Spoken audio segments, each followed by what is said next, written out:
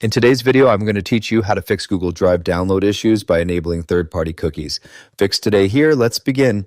Start by going to the Google Drive website and make sure you're already logged into your account. If you're having trouble downloading files, this is often caused by blocked third-party cookies in your browser. Now go to the top right corner of your browser and click the three-dot menu.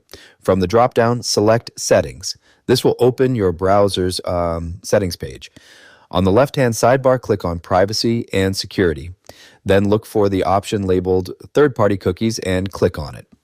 Inside this section, make sure you select the option to allow third-party cookies. This setting is important because Google Drive relies on these cookies to properly handle downloads and authentication. Next, scroll down to the section called Sites Allowed to Use Third-Party Cookies. Click the Add button. A small pop-up will appear where you can enter a site, type open bracket, then asterisk, then dot, then close bracket, followed by google.com.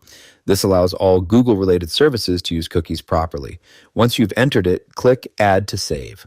After that, go back to your Google Drive tab, refresh the page to apply the changes. Now try downloading your file again. The issue should be resolved and your download should start normally. Now you've successfully fixed Google Drive download issues by enabling third-party cookies, allowing your browser and Google services to work smoothly together. And that's it for this tutorial. If you have any questions or suggestions, feel free to leave a comment down below. If you'd like to see more videos like this, the subscribe button is free and helps support the channel so I can keep making helpful tutorials for you. I'll see you in the next video.